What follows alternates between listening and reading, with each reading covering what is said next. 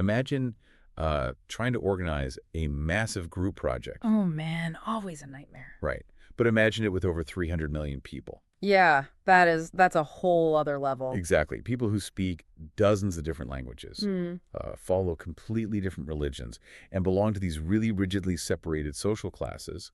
And they agree on absolutely nothing except that they desperately want the people currently in charge to leave. Right. So today, for you listening, we're doing a deep dive into the impossibly messy, complex, and just, fascinating blueprints of how modern India was forged. It really is the ultimate case study in building a collective identity out of thin air. Mhm. Because I think we tend to view historical nation building as this clean, inevitable sequence of events, you know? Yeah, totally. Like, you draft a declaration, fight a battle, raise a flag, and boom, you're a country. Right. But the sources we're examining today, these texts detailing India's journey from the 1920s through the non-cooperation and civil disobedience movements, they just shatter that illusion entirely. Completely. And our mission today is to take you through these texts, to extract the ultimate aha moments about how a colonized subcontinent actually figured out how to become a nation. And the overarching theme here, right off the bat, is that nationalism in this context wasn't some spontaneous overnight awakening. Right. It's not like everyone just woke up one Tuesday and realized, oh, we're all Indian. Exactly. People actually discovered their unity in the physical, messy process of struggling against British colonialism. The shared bond was the feeling of being oppressed. And this is key, that oppression was experienced in radically different ways, depending on your social standing, right? Oh, for sure.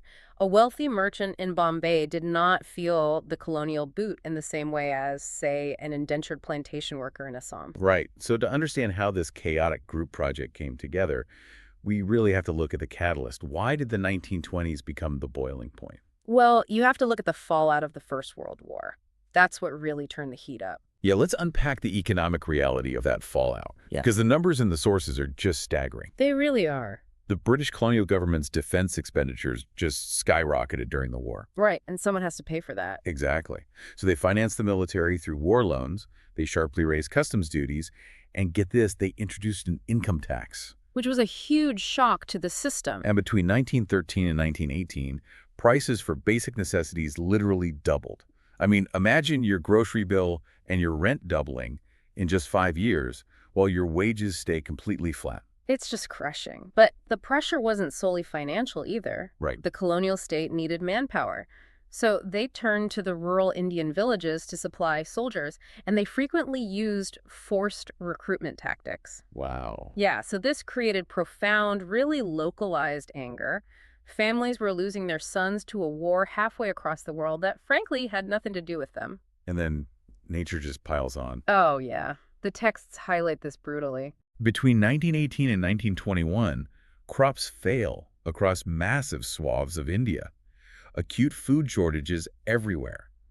And on top of the famine, an influenza epidemic sweeps through this already weakened population. The census data from 1921 is grim. The texts note that between 12 to 13 million people perished. 12 to 13 million. Yeah. So just to set the stage for you listening, millions are starving, heavily taxed, subjected to forced military drafts, and grieving immense loss. It is a literal powder keg. And into this highly volatile environment, Mahatma Gandhi arrives from South Africa in 1915. Right. And he brings with him this philosophical innovation that would completely redefine the resistance satyagraha. Yeah, and the texts go out of their way to emphasize that this was not mere passive resistance. Exactly. Gandhi actually considered passive resistance to be a weapon of the weak. Satyagraha, which means truth force or soul force, required intense, deliberate activity. Okay, soul force is such a striking term, but I mean, how did that actually work in practice against a heavily armed empire? Right, it sounds a bit out there. Yeah. If you have people starving and angry, telling them to use soul force just sounds incredibly abstract. Well, the underlying logic of satyagraha is that if your cause is just and you are fighting true injustice, you actually do not need physical force to defeat the oppressor. So no violent rebellion. Right. You aren't seeking vengeance or trying to destroy your enemy. Instead, you appeal directly to the oppressor's conscience. By willing to suffer yourself. Yes. By willingly accepting suffering without retaliating, you persuade the oppressor to see the truth of their injustice. Gandhi really believed this dharma, this moral duty of nonviolence, could be the unifying thread for all Indians, regardless of their class or religion. But, I mean, the British state wasn't exactly interested in having his conscience appealed to. Not at all. In 1919, they passed the Rowlatt Act, and Uh-huh. this law was just rushed through the Imperial Legislative Council, even though every single Indian member opposed it. Unanimous opposition. Didn't matter. Right. And it gave the government sweeping powers to repress political activities. Most notably, it allowed them to detain political prisoners without trial for 2 years. 2 years with no trial. This legislation just strips away fundamental legal rights, and naturally it creates a massive backlash. Right. And this leads directly to the horror at Jallianwala Bagh on April 13th, 1919. Yeah. A large crowd had gathered in an enclosed ground in Amritsar. Now, some people were there to protest the repressive Rowlatt measures, sure. But a lot of them weren't, right? Exactly. Many were simply villagers attending the annual Baisakhi Spring Fair. They were completely unaware that martial law had even been declared in the city. And the sources detail how General Dyer blocked the only exit points to this enclosed ground. Yeah. And he just ordered his troops to open fire on the unarmed crowd, killing hundreds. And when he was questioned later, Dyer's stated reason was just chilling. It really is. He claimed he wanted to produce a moral effect, to create a feeling of terror and awe in the minds of the Satyagrahis. And that brutality fundamentally altered the political landscape. Isolated, localized protests were clearly inadequate against a colonial power that was literally willing to massacre civilians to maintain control. So Gandhi realizes they need a much broader mass movement. Exactly. But to achieve that, he had to bridge the deepest divide in Indian society, the divide between Hindus and Muslims. Which brings us to the Khilafat movement. And we really need to clarify what this was because it's crucial to understanding the alliances of the 1920s. Yeah, it's a fascinating geopolitical ripple effect. Right, so after World War I, the Ottoman Empire is defeated. And the Ottoman Emperor was also the Caliph, the spiritual head of the Islamic world. And rumors start spreading that this really harsh peace treaty is going to be imposed on the Caliph. So Indian Muslims were furious at the British over this. They formed the Khilafat Committee to defend the Caliph's temporal powers. And Gandhi saw this as the perfect opportunity. He convinced the Congress leadership to support the Khilafat cause alongside the push for Indian Swaraj, or self-rule. So they merge. Right. This merger created the non-cooperation Khilafat movement. The strategy was simple on paper: paralyze the British government by refusing to cooperate with it. Like surrendering British titles, boycotting the civil service, the army, the police, the courts. And foreign goods. Right. Yeah. But this is where the narrative blueprints get fascinatingly messy. Remember that group project analogy where everyone has a different idea of the final presentation? Oh, yeah. The sources reveal that the call for Swaraj functioned essentially as a political Rorschach test. That's a great way to put it. Everyone just projected their own specific immediate grievances onto that single word. Yeah, let's look at how that played out. In the urban centers, it began as a middle-class movement. Students abandoned government-controlled schools, headmasters resigned, lawyers stopped practicing in colonial courts. And economically, the boycott hit the British hard, right? Oh, absolutely. People refused to buy imported goods or wear foreign clothes. The import of foreign cloth literally halved between 1921 and 1922. No. Its value plummeted from 102 crore rupees to 57 crore. But, and here's the kicker, when you move out of the towns and into the countryside, the movement looks entirely different. Completely different. Take the region of Awadh. The peasants there were led by Baba Ramchandra. He was a sannyasi who had actually been an indentured laborer in Fiji. It's a fascinating figure. Right. And their primary enemy wasn't some distant British parliament. It was the local talukdars, the aristocratic landlords acting as tax collectors who demanded exorbitantly high rents. And these peasants were also subjected to biagar, which basically meant they were forced to work on the landlord's farms without any payment whatsoever. So for them, Swaraj didn't mean a grand constitutional democracy. Not at all. It meant the immediate abolition of bigar, the reduction of land revenue, and a social boycott of oppressive landlords. They formed their own grassroots organizations to fight these local battles, entirely separate from that urban middle-class vision. Right. And then you have the plantation workers in Assam. Oh, this part is tragic. Under the Inland Immigration Act of 1859, these workers were legally confined to the tea estates. It was virtually a prison sentence. Yeah, they couldn't leave without permission, which they rarely got. So when they heard the word Swaraj, they believed a Gandhi Raj was coming.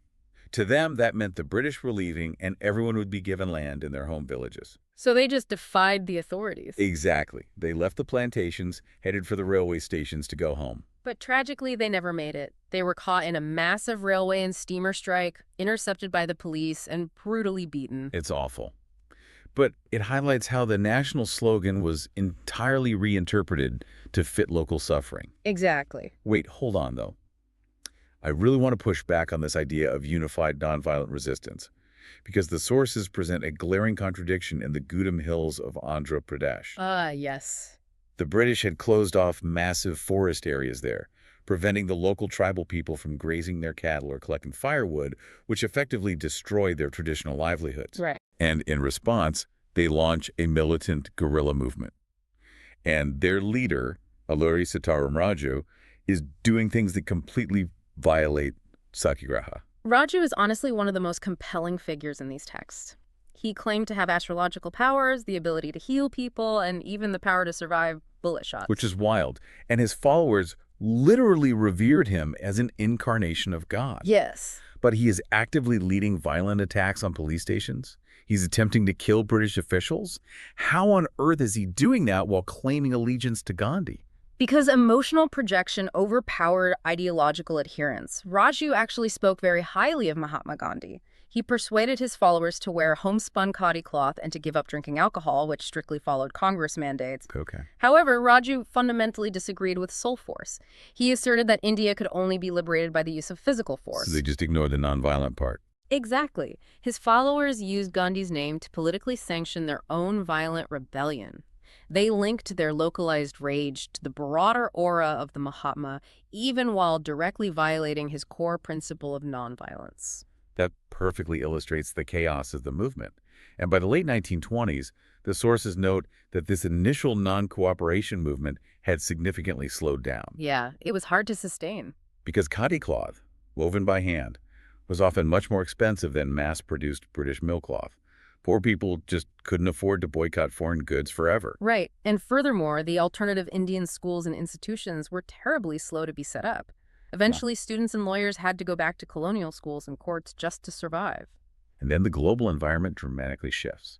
The worldwide economic depression hits India hard. Really hard. Agricultural prices begin to fall in 1926 and completely collapse after 1930. And the countryside just descends into turmoil because peasants simply cannot sell their harvests, which means they cannot pay the government's revenue demands. And to make matters worse, the new British government in London sends the Simon Commission to India to look into constitutional reforms. And the kicker, the Simon Commission doesn't include a single Indian member. Right.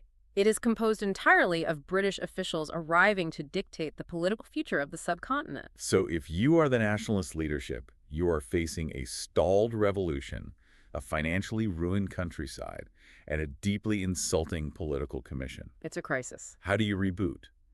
You have to find a symbol that cuts across every single one of those fractured groups we just discussed. And Gandhi found that symbol in, of all things, salt. Which is just brilliant in its simplicity. I mean, imagine if a modern government suddenly decided to place a strict monopoly and a heavy tax on the air we breathe or the tap water running into our homes. Right. Salt was an absolute necessity of life, consumed equally by the richest industrialists and the poorest peasant. So Gandhi sends an 11-demand ultimatum to Viceroy Irwin. And the most stirring demand is the abolition of the salt tax. He argued that taxing an essential food item revealed the most oppressive, undeniable face of British rule. And when Irwin refuses to negotiate, Gandhi launches the famous Salt March. This wasn't just a political announcement either. It was physical theater.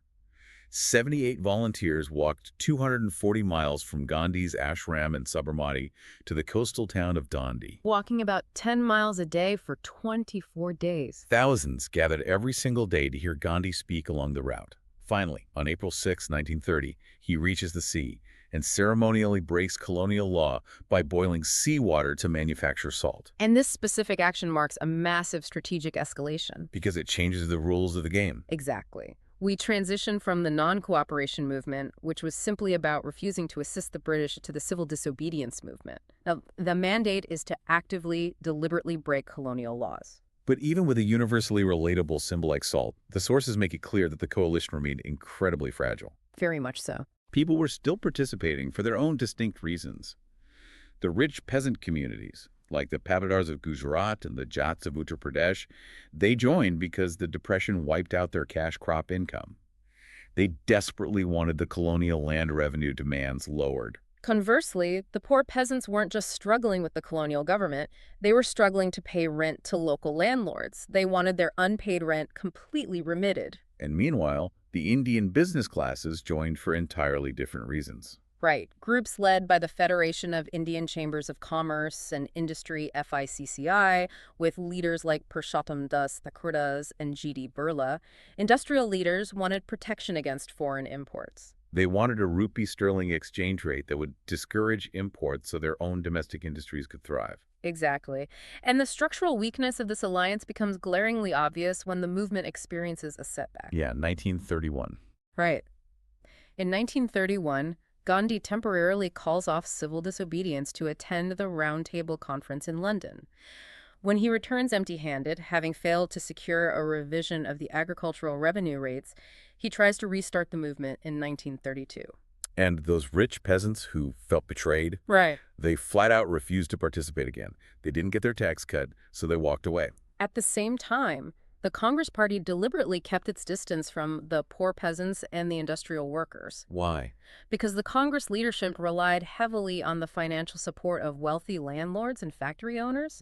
Supporting a no-rent campaign or a worker strike would alienate their primary funders. Wow. Looking at the sources, there's a fascinating and fundamental clash of political blueprints here. Yeah. The Congress envisions a single amalgamated nation united against the British. But minority leaders look at that same landscape and fear that throwing out the British just means they'll be dominated by the Hindu majority. Which brings us to Dr. B.R. Ambedkar. He organized the Dalit community into the Depressed Classes Association in 1930. And Ambedkar clashed fiercely with Gandhi at the Second Roundtable Conference. To understand this, we really need to look at the mechanics of their disagreement. Ambedkar demanded separate electorates for Dalits. Okay, mechanically, what does a separate electorate actually mean? It means that in certain geographical constituencies, only Dalit voters would be allowed to vote for Dalit candidates. Ambedkar believed that social disabilities, the horrific realities of untouchability, could only be solved through direct political empowerment. He wanted guarantees. Yes. He wanted guarantees that the representatives for Dalits were actually chosen by Dalits rather than relying on the goodwill of upper caste voters. And Gandhi's reaction to this demand is extreme. He begins a fast unto death to oppose it. And I want to be super clear for anyone listening, we're just reporting what's in the text here, not taking sides. Why would he do that? If Gandhi was fighting for equality, why would he starve himself to stop Dalits from getting their own guaranteed political voice? Because Gandhi viewed untouchability as a profound moral failure that upper caste Hindus needed to actively repent for. He believed that granting separate electorates would legally institutionalize the caste divide forever. So he thought it would cement the fracture. In his mind, separating Dalits politically would permanently prevent their social integration into the broader Hindu fold. The result of the standoff was the Pune Pact of 1932. How does the compromise of the Pune Pact function? They agreed on reserved seats rather than separate electorates. A certain number of seats in provincial and central legislative councils were strictly reserved for Dalit candidates. Okay. However, the entire general electorate, meaning voters from all castes in that district, got to vote on who filled those seats. It was a compromise that gave Ambedkar guaranteed representation while satisfying Gandhi's demand that the electorate remain politically undivided. Interesting. And we see another profound ideological fracture with the Muslim community. Yeah. As the 1920s progressed and the Khilafat movement faded, the texts note that Congress became more visibly associated with openly Hindu religious nationalist groups, like the Hindu Mahasabha. And this provoked intense suspicion, which frequently spilled over into horrific communal riots. Right. And then Sir Muhammad Iqbal, acting as the president of the Muslim League in 1930, offered a powerful intellectual justification for why Muslims needed their own distinct political identity. Yes, Iqbal's argument fundamentally challenges the very premise of Congress's nationalism. He argued that India is not a universal amalgamation. It is a massive continent defined by racial, religious, and linguistic variety. Again, maintaining total neutrality here, the sources show Iqbal contending that you couldn't just copy-paste European democracy onto India. Right, because in a system of simple majority rule, the Hindu majority would permanently dominate the Muslim minority. Therefore, he argued that a separate Muslim political identity secured through separate electorates wasn't narrow-minded bigotry. He saw it as a vital defense mechanism to ensure the harmonious survival of different cultural groups within the subcontinent. So you have these deeply entrenched philosophical disagreements about what the nation even is. Yeah. If the political blueprints are this conflicting, how do nationalist leaders attempt to hold millions of people together? I mean, if you can't agree on policy, you have to manufacture an emotional culture, right? Exactly. National unity is not a natural state of being. It is a deliberate, active construction project. History, fiction, folklore, and symbols became the psychological mortar used to bind the idea of India in the minds of its people. And the sources outline the precise methods used to create this cultural glue. First, you need a visual representation of the nation. We get the image of Bharat Mata, or Mother India. Abanindranath Tagore famously painted her as an ascetic figure, calm, composed, divine, and spiritual. Devotion to this specific mother figure became treated as paramount evidence of one's nationalism. And alongside those visual icons, there was a massive effort to revive folklore. Nationalists began touring remote villages specifically to record traditional tales, ballads, and myths. What was the logic there? The intellectual theory was that colonial education had corrupted the modern Indian mind, and that these rural folk tales like Bankim Chandra Chattopadhyay's song Vande Mataram held the true, pure spirit of the nation's identity. They also engineered physical symbols of defiance. In 1921, Gandhi designed the Swaraj flag. It was a tricolor of red, green, and white, featuring a spinning wheel in the center. I'm just trying to picture taking on the might of British industrial capitalism, and your symbol is a simple wooden spinning wheel. But the spinning wheel was a brilliant dual symbol. Practically, it represented the economic boycott of British textiles and a return to self-help and local village industries. Oh, that makes sense. And psychologically, holding that flag aloft during marches became a universally recognized shorthand for defiance. You didn't need to speak the same language to understand what the flag meant. Finally, they had to completely rewrite the historical narrative. For over a century, the British justified their colonial rule by teaching that Indians were backward, primitive, and utterly incapable of governing themselves. So in response, Indian nationalists actively dug into the ancient past. They wrote extensively about ancient Indian achievements in science, mathematics, architecture, and philosophy. They crafted a narrative of a glorious golden age that had only fallen into decline because of colonization. It was an immense, deliberate effort to forge a unified imagination. When people read these new histories, sang the folk songs, and rallied around the Swaraj flag, they were participating in the shared creation of an identity that transcended their immediate, local miseries. Which brings us to the end of our deep dive. We have tracked an incredible, turbulent journey today. We really have. We started with the intense economic despair and forced military drafts of the First World War. We examined the philosophical innovation of Gandhi's soul force and analyzed how that abstract call for Swaraj was wildly reinterpreted on the ground. From angry peasants fighting local landlords to tribal leaders invoking Gandhi's name while dodging bullets in the forests. Exactly. We looked at the strategic genius of boiling seawater to reboot a stalled revolution. And finally, we unpacked the fragile compromises and immense cultural engineering required to bind a deeply fractured society together. For you listening, the lessons embedded in these historical texts extend far beyond the 1930s in India. Whenever you observe a modern nation, a corporate culture, or even a grassroots social movement, remember the immense, active effort it takes to manufacture a collective sense of belonging. Yeah. Unity is rarely organic, and more importantly, always look for the cracks in the foundation. Pay attention to who might be feeling left out, marginalized, or threatened by the dominant narrative being built. Which leads perfectly to a final thought for you to mull over today. Yep. Something drawn directly from the closing insights of our sources. Right.